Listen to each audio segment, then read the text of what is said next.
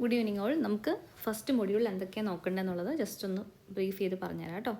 അപ്പോൾ ആദ്യമേ ഉള്ള കുറച്ച് ഇൻട്രൊഡക്ഷൻ സെഷൻസാണ്, അങ്ങോട്ടൊന്നും നമുക്കിപ്പോൾ പോകണ്ട. നമുക്ക് എക്സാം ഓറിയൻറ്റഡ് ആയിട്ട് നമുക്ക് ചെയ്ത് നോക്കാം എന്തൊക്കെ കാര്യങ്ങളുള്ളതെന്ന്. ജസ്റ്റ് പ്രോബ്ലം എന്താണെന്നുള്ളത് ഡിഫൈൻ ചെയ്യാൻ വേണ്ടിയിട്ടാണ് ഈ ഒരു പ്രിഫൈസിലോട്ട് നമ്മൾ പോയിരിക്കുന്നത്. അതൊന്നും നമുക്ക് ആവശ്യമില്ല എക്സാമിന്. അപ്പം പ്രോബ്ലം സോൾവിങ് സ്ട്രാറ്റജീസ് മുതൽ വേണം നമ്മൾ സ്റ്റാർട്ട് ചെയ്യാനായിട്ട് കേട്ടോ. പ്രോബ്ലം സോൾവിങ് സ്ട്രാറ്റജീസിൽ ഫസ്റ്റ് നമ്മൾ ഓരോ ഡിഫറെൻറ്റ് മെത്തേഡ്സ് നമ്മൾ പഠിക്കും. അതിൽ അൽഗരിതമിക് ബേസ്ഡും കൂടിയുണ്ട്, അതും കൂടി അതിനകത്ത് ഇൻക്ലൂഡ് ചെയ്തോണം. ഫസ്റ്റ് ട്രയൽ ആൻഡ് എറർ ഉണ്ട്, ഹ്യൂറിസ്റ്റിക്സ് ഉണ്ട്, മീൻസ് ആൻഡ് അനാലിസിസ് ഉണ്ട്, ബാക്ക് ട്രാക്കിംഗ് ഉണ്ട്, പിന്നെ അൽഗരിതമിക് പ്രോബ്ലം സോൾവിങ്. ഓക്കെ, ഇത്രയാണ് മെയിനായിട്ട് പ്രോബ്ലം സോൾവിങ് സ്ട്രാറ്റജീസ് ഉള്ളത്. ഈ സ്ട്രാറ്റജീസ് എക്സാമിന് വേണ്ടി പഠിക്കുമ്പോൾ എങ്ങനെയാണ് പഠിക്കുക? ഓരോ സ്ട്രാറ്റജിക്കും നിങ്ങളൊരു എക്സാമ്പിൾ കേസ് നോക്കണം. എക്സാമ്പിൾ കേസ് എന്ന് പറഞ്ഞാൽ ഒരു കേസ് എക്സാമ്പിൾ എന്ന് പറഞ്ഞാൽ എന്തൊക്കെ ട്രയൽ ആൻഡ് എറർ ആണ് ഉള്ളത് ഫസ്റ്റ് നമ്മൾ നോക്കുന്നത്. അപ്പം ഡിസ്ക്രൈബ് ചെയ്യാനായിട്ട് സ്പെസിഫിക് ആയിട്ട് വേണമെങ്കിൽ ചോദിക്കാം, അല്ലെങ്കിൽ എങ്ങനെ ചോദിക്കും, discuss about trial and error എന്ന് പറഞ്ഞ് ചോദിക്കാം. അങ്ങനെയാണെന്നുണ്ടെങ്കിൽ നമ്മൾ വിത്ത് ആൻ എക്സാമ്പിൾ വേണം പറയാനായിട്ട്. എന്താണ് ട്രയൽ ആൻഡ് എററിൻ്റെ എക്സാമ്പിൾ എന്താണ്? ഇപ്പം നമ്മൾ say if you want to open the mobile phone, okay, then we can use this trial and error strategy എന്ന് പറഞ്ഞാൽ വേണമെങ്കിൽ നമുക്കൊരു എക്സാമ്പിളായിട്ട് ഓപ്പണിങ് അല്ലെങ്കിൽ trying out the mobile phone while it is locked എന്ന് പറഞ്ഞിട്ട് വേണമെങ്കിൽ അതൊരു എക്സാമ്പിളായിട്ട് നമുക്ക് പറയാം, അല്ലേ? പിന്നെ ഹ്യൂറിസ്റ്റിക്സ് എന്ന് വെച്ച് കഴിഞ്ഞാൽ പാസ്റ്റ് എക്സ്പീരിയൻസിൻ്റെ ബേസിസിൽ ഇപ്പോൾ നമ്മളൊരു സൂപ്പർ മാർക്കറ്റിൽ പോയിട്ട് നമുക്കൊരു ബെസ്റ്റ് വേ കണ്ടുപിടിക്കണം, ഏതാണ് നമുക്ക് പെട്ടെന്ന് സർവീസ് കിട്ടുന്നത്. അപ്പോൾ നമുക്ക് എന്ത് ചെയ്യാം? ഹ്യൂറിസ്റ്റിക്സ് യൂസ് ചെയ്യാം. ഇനി അടുത്തത് മീൻസ് എന്ന് പറഞ്ഞാൽ എന്താ? ഒരു വലിയ ടാസ്ക് കൊണ്ട് അതിനെ നമ്മൾ സബ് പ്രോബ്ലംസ് ആയിട്ട് ഡിവൈഡ് ചെയ്ത് ചെയ്യാൻ പറ്റുമെങ്കിൽ മീൻസ് ആൻഡ് അനാലിസിസ് നമുക്ക് യൂസ് ചെയ്യാം. പിന്നെ അതിന് വേണ്ടിയിട്ട് ഇപ്പോൾ നമ്മളൊരു ടൂർ പ്ലാൻ ചെയ്യണം, അങ്ങനെയാണെന്നുണ്ടെങ്കിൽ ഒരു 5 days ഒരു ടൂർ പ്ലാൻ ചെയ്യണം. അപ്പോൾ നമുക്ക് എന്ത് ചെയ്യണം? ആ 5 days നമ്മൾ എന്തൊക്കെ കാര്യങ്ങൾ ചെയ്യണം എന്നുള്ളത് ഓരോ സബ് ടാസ്കുകളായിട്ട് നമുക്ക് മീൻസ് ആൻഡ് വെച്ച് നമുക്ക് സബ് ഡിവൈഡ് ചെയ്യാം. ഇനി അൽഗരിതമിക് പ്രോബ്ലം സോൾവിംഗ് എന്ന് പറഞ്ഞാൽ എന്താ? കൃത്യമായിട്ട് എന്താണ് ഇൻപുട്ട്, എന്താണ് ഔട്ട്പുട്ട്, എങ്ങനെ ഇൻപുട്ടിനെ ഔട്ട്പുട്ടാക്കി മാറ്റാം എന്ന് കൃത്യമായിട്ട് അറിയാവുന്ന കാര്യങ്ങളുണ്ടെങ്കിൽ നമുക്ക് അൽഗരിതമിക് പ്രോബ്ലം സോൾവിംഗ് വേണമെങ്കിൽ നമുക്ക് കൊടുക്കാം. ഈ പറഞ്ഞ ഈ ടൂറിൻ്റെ പ്ലാൻ വേണമെങ്കിൽ നമുക്ക് അൽഗരിതം ബേസിസിൽ നമുക്ക് ചെയ്യാൻ പറ്റും. അല്ലെങ്കിൽ ഇപ്പോൾ നമുക്കൊരു റെസിപ്പി കുക്ക് ചെയ്യണം, അപ്പോൾ നമുക്ക് എന്ത് ചെയ്യാം? അൽഗരിതമിക് പ്രോബ്ലം സോൾവിംഗ് യൂസ് ചെയ്യാം. പിന്നെ ബാക്ക് ട്രാക്കിംഗ് എന്ന് പറഞ്ഞു കഴിഞ്ഞാൽ ഓൾറെഡി നമുക്ക് ഔട്ട്പുട്ട് അറിയാം, ആ ഔട്ട്പുട്ടിനെ നമുക്ക് റീക്രിയേറ്റ് ചെയ്യണം. ഇപ്പോൾ എക്സാമ്പിളാണ് ഒരു ജിക്സോ പസിൽ സോൾവ് ചെയ്യാൻ വേണ്ടി പറയുക, അപ്പോൾ നമുക്ക് എന്ത് യൂസ് ചെയ്യാം? ബാക്ക് ട്രാക്കിംഗ് യൂസ് ചെയ്യാം. കാര്യം നമുക്ക് അറിയാം എന്താ നമുക്ക് വേണ്ടതെന്നുള്ളത്, അല്ലേ? ആ ജിക്സോ പസിൽ നമുക്ക് സോൾവ് ചെയ്യുമ്പം എന്താണ് നമുക്ക് കിട്ടേണ്ടതെന്നുള്ളത് നമുക്കറിയാം, അല്ലേ? അപ്പോൾ ആ ഒരു ഷേപ്പിനെ മനസ്സിൽ കണ്ടുകൊണ്ടാണ് നമ്മൾ ആ പസിൽ സോൾവ് ചെയ്യുന്നത്. അതൊരു ബാക്ക് ട്രാക്കിങ്ങാണ്. സൊല്യൂഷനിൽ നിന്നുകൊണ്ട് നമ്മൾ ബാക്കിലേക്ക് ചെക്ക് ചെയ്യുന്നു. ഓക്കെ, ഇപ്പോൾ നമ്മളൊരു ഇപ്പോൾ സേ ഒരു സുഡോക്കു, ഓക്കെ, അത് പ്ലേ ചെയ്യുന്നു. ആ സമയത്ത് നമുക്ക് എന്ത് ചെയ്യാം? ബാക്ക് ട്രാക്കിംഗ് നമുക്ക് യൂസ് ചെയ്യാം, അല്ലേ? റൂബിക്സ് ക്യൂബ് നമ്മൾ സോൾവ് ചെയ്യുന്നു, അപ്പോൾ ആ സമയത്ത് നമുക്ക് എന്ത് യൂസ് ചെയ്യാം? ബാക്ക് ട്രാക്കിംഗ് യൂസ് ചെയ്യാം. കാര്യം നമുക്കറിയാം സൊല്യൂഷൻ എങ്ങനെയാണെന്ന്, എല്ലാം ഒരേ കളർ പാറ്റേൺ ആണ് നമുക്ക് വേണ്ടത്. അപ്പോൾ ആ സമയത്ത് നമുക്ക് എന്ത് യൂസ് ചെയ്യാം? ബാക്ക് ട്രാക്കിംഗ് യൂസ് ചെയ്യാം. ഓക്കെ, അപ്പോൾ ഇത്തരം കാര്യങ്ങളെല്ലാം വെച്ചിട്ട് വേണം നമ്മൾ സാധാരണ പറയാനായിട്ട്. പിന്നെ പ്രോബ്ലത്തിനെ നമുക്ക് ഇൽ ഡിഫൈൻഡ് പ്രോബ്ലം എന്നും വെൽ ഡിഫൈൻഡ് പ്രോബ്ലം എന്നും വിളിക്കാം. അപ്പം ഇൽ ഡിഫൈൻഡ് ആണെന്നുണ്ടെങ്കിൽ ക്ലിയർലി റെപ്രസെൻറ്റബിൾ ആയിരിക്കത്തില്ല. വെൽ ഡിഫൈൻഡ് ആണെങ്കിൽ സ്പെസിഫിക് ആയിരിക്കും പ്രോബ്ലം, നമുക്കതിനെ ഒരു പർട്ടിക്കുലർ ഗോൾ അതിനകത്ത് ഉണ്ടായിരിക്കും, അതിനായിരിക്കും നമ്മൾ സൊല്യൂഷൻ വഴി കണ്ടെത്താൻ പോകുന്നത്. ഓക്കെ, പിന്നെ എക്സാമിന് ചോദിച്ചിട്ടുണ്ട് discuss about the importance of multiple problem solving strategies. ഈ പ്രോബ്ലം സോൾവിങ് സ്ട്രാറ്റജീസ് പലതും നമ്മൾ പഠിച്ചിരിക്കുന്നത് കൊണ്ട് അല്ലെങ്കിൽ അറിഞ്ഞിരിക്കുന്നത് കൊണ്ടുള്ള പ്രയോജനം എന്താണെന്ന് ചോദിക്കാം. അപ്പോൾ അങ്ങനെ ചോദിക്കുവാണെങ്കിൽ നമുക്കിപ്പം ഏത് അഡാപ്റ്റബിലിറ്റി നമുക്ക് ഇമ്പ്രൂവ് ചെയ്യാം. അഡാപ്റ്റബിൾ എന്ന് പറഞ്ഞാൽ എന്താണ്? ഏത് അപ്രോച്ച് ഏതിന് യൂസ് ചെയ്യാം എന്നുള്ളത് നമുക്ക് പിക്ക് ചെയ്യാം. അതായത് നമുക്കിപ്പോൾ ഒരു കാര്യം ചെയ്യാനായിട്ട് നമുക്ക് പല വേസ് ഉണ്ടെങ്കിലും നമുക്കതിനകത്ത് ബെസ്റ്റ് വണ്ണിനെ നമുക്ക് ചൂസ് ചെയ്യാം, അല്ലേ?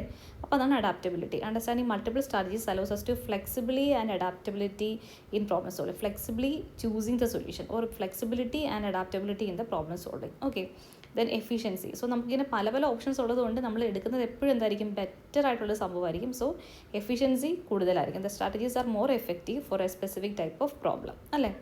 ദെൻ ഇംപ്രൂവ്ഡ്, നമ്മുടെ റിസൾട്ട്, ഔട്ട്കം എന്ന് പറഞ്ഞാൽ എന്താണ്? നമ്മുടെ റിസൾട്ട് അല്ലെങ്കിൽ നമ്മുടെ ഗോൾ ഇംപ്രൂവ് ചെയ്യാനായിട്ട് നമ്മളെ സഹായിക്കും. ദെൻ സ്കിൽ ഡെവലപ്മെൻറ്റ്, നമുക്ക് വേരിയസ് സ്ട്രാറ്റജീസ് അറിയുന്നത് വഴി നമുക്ക് നമ്മുടെ തിങ്കിങ് പ്രോസസ്സ് കുറച്ചും കൂടെ നമുക്ക് ബെറ്റർ ആക്കാൻ പറ്റും, നമ്മൾ കുറച്ചുകൂടെ ക്രിയേറ്റീവ് ആകാൻ പറ്റും. ഓക്കെ, സോ ഇതൊക്കെയാണ് ഡിഫറെൻറ്റ് പ്രോബ്ലം സോൾവിങ് സ്ട്രാറ്റജീസ് അറിയുന്നത് കൊണ്ടുള്ള benefits. Adaptability, efficiency, improved outcome, then skill development. ഈ trial and error problem solving എന്ന് ചോദിച്ചിട്ടുണ്ട്. അതെന്താണെന്ന് വെച്ച് കഴിഞ്ഞാൽ നമ്മൾ ഡിഫറെൻറ്റ് അറ്റംപ്റ്റ്സ് നടത്തി അതിനകത്തുനിന്ന് മിസ്റ്റേക്സ് ഉണ്ടായി, ആ മിസ്റ്റേക്സിൽ നിന്ന് ലേൺ ചെയ്ത് ഒരു റിപ്പീറ്റഡ് പ്രോസസ്സ് വഴി നമ്മൾ സൊല്യൂഷനിലേക്ക് എത്താം. ഈ ഒരു പ്രോസസ്സാണ് ട്രയൽ ആൻഡ് എറർ എന്ന് പറയുന്നത്. സോ അതിൻ്റെ സ്റ്റെപ്സുകൾ പഠിച്ചിരിക്കണം. Initial step, learning from mistakes, refinement, success. Okay, ഇത്തരം കാര്യങ്ങളൊക്കെ നമ്മൾ ഓൾറെഡി തിയറി ക്ലാസ്സിൽ നമ്മൾ കുറേ യൂസ് ചെയ്തിട്ടുണ്ട്.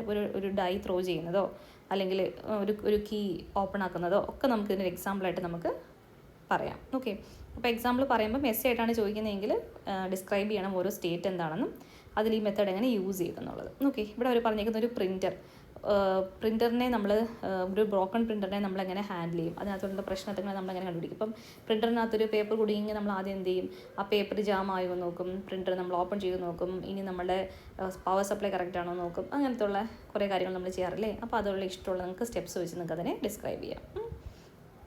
പിന്നെയാണ് അൽഗരിതമിക് പ്രോബ്ലം സോൾവിങ് സ്ട്രാറ്റജി എന്ന് വെച്ച് കഴിഞ്ഞാൽ എന്തായിരിക്കും, സ്റ്റെപ്പ് ബൈ സ്റ്റെപ്പ് പ്രൊസീജിയറാണ് അൽഗരിതത്തിനകത്ത് യൂസ് ചെയ്യുന്നത്. അവിടെ നമ്മൾ ഓരോ സെക്ഷൻസിൽ നമ്മൾ പറയണം, ഓരോ സ്റ്റെപ്പ് കഴിയുമ്പോഴും എന്താ ചെയ്യേണ്ടതെന്നുള്ളത്. സ്റ്റെപ്പ് ബൈ സ്റ്റെപ്പായിട്ടായിരിക്കും നമ്മൾ പോകുന്നത്, ഒരു സ്റ്റെപ്പ് സ്കിപ്പ് ചെയ്ത് പോകാനായിട്ട് പറ്റത്തില്ല. ഇനി ഹ്യൂറിസ്റ്റിക്സ് എന്ന് പറഞ്ഞാൽ എന്താ, നമ്മുടെ പാസ്റ്റ് എക്സ്പീരിയൻസിൽ നിന്ന് ഒരു ബെസ്റ്റ് സൊല്യൂഷൻ കണ്ടെത്തുന്നതാണ് ഹ്യൂറിസ്റ്റിക്സ് എന്ന് പറയുന്നത്. ഓക്കെ, എപ്പോഴും ഒരു പെർഫെക്റ്റ് സൊല്യൂഷൻ കിട്ടും എന്ന് നമുക്ക് ഒരിക്കലും ഗ്യാരണ്ടി തരാൻ പറ്റാത്തതാണ് ഹ്യൂറിസ്റ്റിക്സ് അപ്രോച്ച് എന്ന് പറയുന്നത്. ഇനി ഹ്യൂറിസ്റ്റിക്സിൻ്റെ സ്റ്റെപ്സ് എന്ന് പറഞ്ഞു കഴിഞ്ഞാൽ ഫസ്റ്റ് റൂൾ ഓഫ് തമ്പ്. അപ്പോൾ നമ്മളിപ്പം ഒരു ക്യൂവിൽ പോയി നിൽക്കുക, റൂൾ ഓഫ് തമ്പ് എന്ന് പറഞ്ഞാൽ നമ്മളിങ്ങനെ കൈവച്ച് നമ്മൾ സക്സസ് എന്ന് കാണിക്കില്ലേ, അതാണ് ആക്ച്വലി മീൻ ചെയ്യുന്നത്. Okay, you know from experience that certain streets R typically less congested during rush hours. ഇവിടെ നമ്മൾ ഒരു ബെസ്റ്റ് റൂട്ട് കണ്ടുപിടിക്കുന്ന കോണ്ടെക്സ്റ്റ് അവർ പറഞ്ഞേക്കുന്നത്. അപ്പോൾ നമുക്കറിയാം ചില സമയങ്ങളിൽ ഈ ഒരു റൂട്ട് പ്രശ്നമാണെന്നുള്ളത് നമുക്കറിയാം. നമ്മുടെ ഒരു ഇൻറ്റ്യൂഷനാണ്, മീൻസ് നമ്മുടെ എക്സ്പീരിയൻസ് എന്നാണ് നമുക്ക് ആ ഇൻറ്റ്യൂഷൻ ഉണ്ടായിരിക്കുന്നത് അല്ലേ. ഇനി കറണ്ട് കണ്ടീഷനെ നമ്മൾ ഇവാലുവേറ്റ് ചെയ്യും, എന്നിട്ട് നമ്മൾ ഓൾട്ടർനേറ്റ് റൂട്ട് നമ്മൾ നോക്കും, എന്നിട്ട് നമ്മൾ ആ റൂട്ടിലോട്ട് പോകാം എന്നുള്ളൊരു ഡിസിഷൻ നമ്മൾ എടുക്കും. നമ്മൾ ഗൂഗിൾ മാപ്പൊക്കെ വെച്ച് നമ്മൾ ചെക്ക് ചെയ്യില്ല, അത് തന്നെയാണ്. പിന്നെ ഹ്യൂറിസ്റ്റിക്സിൻ്റെ കേസിൽ നമ്മൾ ഹ്യൂറിസ്റ്റിക്സിനകത്ത് നമ്മൾ ഡിഫറെൻറ്റ് ടൈപ്സ് നമ്മൾ നോക്കണം. ആങ്കറിങ് ഉണ്ട്, പിന്നെ സെക്കൻഡ് കാറ്റഗറി വരുന്നത് എഫക്റ്റ് ഉണ്ട്, പിന്നെ അവൈലബിലിറ്റി ഉണ്ട്, ഓക്കെ, റെപ്രസെൻറ്റേറ്റീവ്നെസ് ഉണ്ട്. അപ്പോൾ ഇതെല്ലാം എന്തൊക്കെയാണെന്നുള്ളത് വായിച്ചു വെച്ചേക്കണം. ഓക്കെ, അപ്പം ഇനി അടുത്താണ് മീൻ സെൻസ് അനാലിസിസിലെ പ്രോബ്ലം സോൾവിങ് സ്ട്രാറ്റജി. മീൻ സെൻസ് എന്ന് പറഞ്ഞു കഴിഞ്ഞാൽ ഒന്നുമില്ല, ഒരു ടാസ്ക് ഉണ്ടാകുമ്പോൾ അതിനെ സബ് ടാസ്കുകളായിട്ട് നമുക്ക് ഡിവൈഡ് ചെയ്ത് നമുക്ക് സോൾവ് ചെയ്യാൻ വരണം. ആ ഡിവൈഡ് ചെയ്യുന്ന ഓരോ സബ് ടാസ്കും സോൾവബിൾ ആയിരിക്കണം. ഓക്കെ, അതിനെയാണ് മീൻ സെൻസ് എന്ന് പറയുന്നത്. അതിനകത്ത് ഫസ്റ്റ് സ്റ്റെപ്പ് ഗോൾ ഡിഫൈൻഡ് ആയിരിക്കണം, കറണ്ട് സ്റ്റേറ്റ് അനലൈസ് ചെയ്യണം, ഡിഫറൻസ് ഐഡൻറ്റിഫൈ ചെയ്യണം, എന്നിട്ട് നമ്മൾ ഓരോ സബ് കോഴ്സും ഡിസ്ക്രൈബ് ചെയ്യണം, എന്നിട്ട് അതനുസരിച്ച് നമ്മുടെ പ്ലാൻ ഇംപ്ലിമെൻറ്റ് ചെയ്യണം. ഓക്കെ, എന്നിട്ട് if you want to change any pre plans എന്തെങ്കിലും ഉണ്ടെങ്കിൽ അതിനെ നമ്മൾ, അതായത് അഡ്ജസ്റ്റ്മെൻറ്റ്സ് ചേഞ്ചസ് നമ്മളുണ്ടെങ്കിൽ അത് കൊണ്ടുവരാൻ വേണ്ടി നോക്കണം. ഓക്കെ, അതിപ്പോൾ നമ്മൾ സാധാരണ ഒരു ടൂർ പ്ലാൻ വരുന്ന എല്ലാ സംഭവങ്ങളും നമ്മൾ മീൻ സെൻസ് വെച്ചിട്ടാണ് സോൾവ് ചെയ്യുന്നത്. കണ്ടോ, ഇതേപോലെ ഒരു ഫിഗർ വേണമെങ്കിൽ നിങ്ങൾക്ക് കൊടുക്കാം. പിന്നെ ടവർ ഓഫ് ഹനോയ് ഒരു എക്സാമ്പിളായിട്ട് നമുക്ക് വേണമെങ്കിൽ മീൻ സെൻസിൽ നമുക്ക് യൂസ് ചെയ്യാം. പിന്നെ ഇമ്പോർട്ടൻ്റ് ആണ് ബാക്ക് ട്രാക്കിംഗ് എന്ന് പറയുന്നത്. Okay, that is working backward. Okay, back tracking എന്ന് പറഞ്ഞാൽ നമുക്ക് ഓൾറെഡി സൊല്യൂഷൻ അറിയാം, നമ്മൾ അതിനെ എന്ത് ചെയ്യുകയാണ്, സൊല്യൂഷനിൽ നിന്ന് നമ്മളുടെ സൊല്യൂഷനിലേക്ക് എങ്ങനെ എത്താം, സൊല്യൂഷനാണ് നമുക്ക് ഫെമിലിയർ. ആ സൊല്യൂഷന് നമുക്ക് ഈ പ്രോബ്ലം തന്നിട്ടുണ്ടെങ്കിൽ ആ സൊല്യൂഷൻ നോക്കി നമ്മൾ പ്രോബ്ലത്തിനെ സോൾവ് ചെയ്യുന്ന പ്രോസസ്സാണ് ബാക്ക് ട്രാക്കിംഗ് എന്ന് പറയുന്നത്.